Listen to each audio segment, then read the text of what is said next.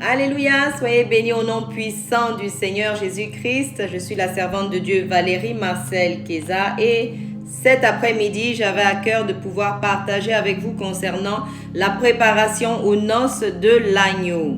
Alléluia, c'est le thème qui est on ne peut plus d'actualité. Le Seigneur Jésus-Christ revient chercher son église, l'épouse, son épouse, l'église, et la parole de Dieu dit qu'il vient chercher une épouse sans tache ni ride. Oui, le standard est élevé parce que l'époux le mérite.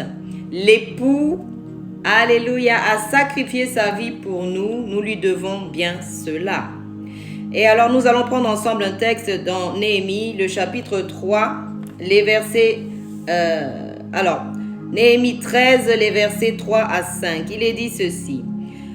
Lorsqu'on eut entendu la loi, on sépara d'Israël tous les étrangers.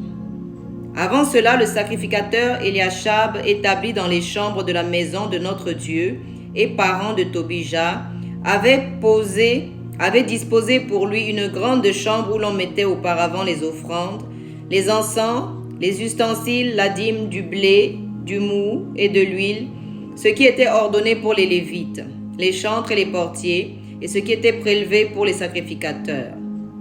Je n'étais point à Jérusalem quand tout cela eut lieu, car j'étais retourné auprès du roi la 32e année d'Axtartés. Alléluia, roi de Babylone. Merci Seigneur, merci notre Dieu. Les versets 7 à 9 disent ceci. À la fin de l'année, j'obtins du roi la permission de revenir à Jérusalem, et je m'aperçus du mal qu'avait fait Eliashib en disposant une chambre pour Tobija dans les parvis de la maison de Dieu.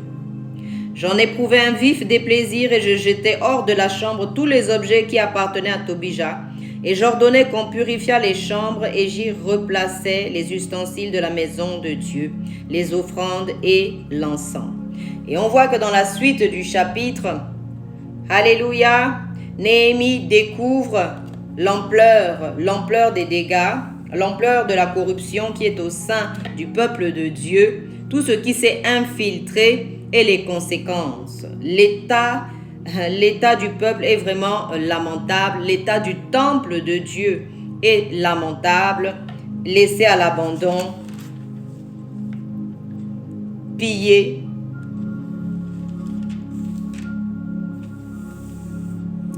Nous prions ensemble, Seigneur Jésus, aide-nous à comprendre, aide-nous, Seigneur, à nous aligner sur ta parole, à nous aligner, Seigneur, sur ta volonté pour nous en ce jour, que nous puissions comprendre. Ouvre-nous l'intelligence, Seigneur, pour comprendre. Au nom puissant de Jésus, Amen.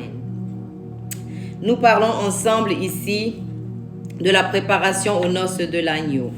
On dit dans la parole de Dieu qu'on ne connaît ni l'heure ni le jour et qu'on doit ainsi se préparer. Et que chacun recevra sa récompense, recevra sa rétribution. Nous voyons ici que Tobija, qu'on a installé dans les chambres de l'Éternel, et Tobija, c'est peut-être un parent à nous, parce qu'on se dit c'est un parent, on va l'installer là, et après ça crée des problèmes. Ça peut être un ami, ça peut être quelqu'un à qui on tient, ça peut être une idole qu'on a gardée, ça peut être quelque chose aussi qui est à l'intérieur de nous. Gardez cela en mémoire, c'est peut-être à l'intérieur de nous. Les Tobija ne sont pas seulement à l'extérieur, ils peuvent être à l'intérieur. Et Tobija fait partie des trois qui ont combattu la restauration du temple, la reconstruction du temple lorsque Néhémie a dû aller reconstruire le temple qui était détruit. Tobija faisait partie des personnes qui ont vraiment causé du tort et qui sont venues vraiment pour combattre l'œuvre de Dieu. La parole de Dieu dit que c'est du dedans du cœur que viennent toutes les mauvaises pensées, les adultères, les crimes, les mensonges et tout ce qu'on veut, les jalousies, les envies et le reste. Et il dit aussi, je vous donnerai un cœur nouveau, j'ôterai de votre poitrine le cœur de pierre et je vous donnerai un cœur de chair, dit la parole de Dieu. Pour quelle raison? Pour que vous puissiez obéir, pour que vous puissiez accomplir mes lois et mes ordonnances. Sans l'aide du Seigneur, sans l'aide du Saint-Esprit, sans l'aide de Dieu, on ne peut pas accomplir la volonté de Dieu et on sera hors du plan de Dieu et on sera jeté au dehors à la fin. Il est important qu'on le sache parce que des doctrines circulent en disant que si on est sauvé une fois, si on a accepté le Seigneur Jésus, si on a été trempé dans les eaux du baptême, eh bien on ne peut pas être perdu il n'en est rien, on peut être perdu. Nous voyons bien que Judas Iscariote avait accepté le Seigneur Jésus. Il a marché avec les disciples, il a été apôtre auprès du Seigneur Jésus-Christ. Et nous voyons qu'à la fin, le fait de ne pas s'être débarrassé de cette envie de l'argent, de cette avidité, de cette adoration de mammon, l'argent, les biens, eh bien, a fini par le tuer. Donc tout ce que tu ne détruis pas ou tout ce que tu ne consacres pas à l'Éternel finira par te tuer à la fin et t'envoyer en enfer. Voilà, à force de tolérer une petite chose, une autre petite chose, et on est entraîné et après on est au large. Dans 2 Pierre 1, il est écrit ceci. Alléluia. Nous allons lire ensemble la parole de Dieu. Il est dit que certaines personnes ne voient pas loin. Elles ont oublié la purification de leurs anciens péchés. Et ce chapitre de 2 Pierre 1 précise que c'est en s'instruisant, c'est en restant dans la parole de Dieu, c'est en méditant la parole de Dieu, c'est en aimant la présence de Dieu, en cultivant cette présence que l'on arrive à devenir ce que l'Éternel a prévu que nous soyons. C'est comme cela que l'on entre dans sa destinée. C'est comme cela qu'on fait face à toutes les attaques, à toutes les épreuves, à tous les traits enflammés de l'ennemi qui pourront venir en face de nous. La parole de Dieu dit « Efforcez-vous de paraître devant Dieu, pur et sans tache. Efforcez-vous ». Le verbe « s'efforcer », c'est un verbe d'action. Ce n'est pas un verbe passif. Dans ce qui concerne les choses de Dieu, nous ne sommes pas là juste en tant que spectateurs, nous participons. Alléluia. Et c'est nous qui devons laver nos robes dans le sang de l'agneau. La parole de Dieu dit dans Apocalypse 22, 14, « Heureux ceux qui lavent leurs robes dans le sang de l'agneau ». Nous devons être actifs. Nous ne devons pas attendre que ce soit le prêtre, le pasteur, le représentant de Dieu sur terre, je ne sais qui autre, qui viennent encore nous aider à laver nos robes. Non, nous devons être engagés. Nous devons éviter d'être comme le serviteur qui avait reçu un talent et qui, au lieu de le faire prospérer, est allé l'enterrer.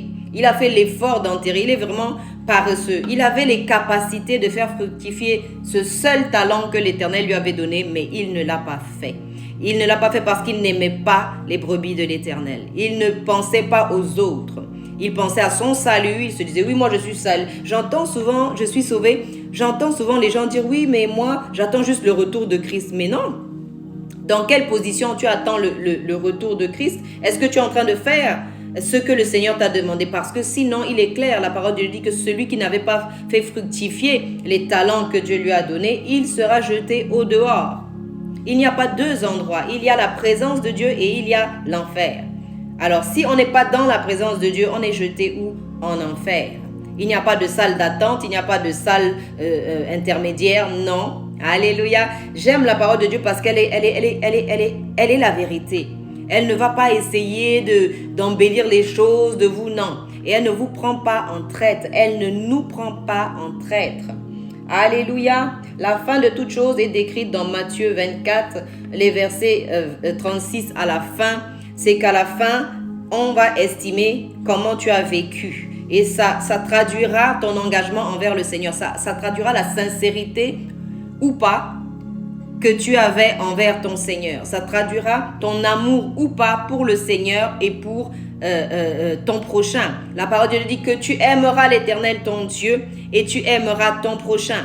Les deux sont liés, les deux sont intrinsèques. L'un ne va pas sans l'autre. Aimer Dieu, c'est aimer son prochain. Alléluia. C'est très pratique, la parole de Dieu. Nous avons aussi l'exemple d'Enoch. Enoch qui marcha avec Dieu avec intégrité devant son Dieu. Et il est dit que l'Éternel le prit, il ne fut plus. Alors, il y a des choses que nous devons garder en nous et il y a des choses dont nous devons nous débarrasser à tout prix. Et ces choses, nous devons nous en débarrasser parce que sinon, elles vont nous entraîner en enfer. Nous prions ce matin, nous disons, Seigneur, aide-moi à laver ma robe dans le sang de l'agneau. Aide-moi à saisir la grâce que tu me proposes. Aide-moi à ne pas avoir entendu parler de la grâce en vain. Aide-moi à ne pas annuler ton sacrifice à la croix, mais au contraire à m'en saisir au nom puissant de Jésus. Seigneur, enlève ce qui doit être enlevé dans ma vie. Déracine, arrache tout ce qui doit quitter. Et Seigneur, que ton Saint-Esprit me remplisse entièrement. Qu'il n'y ait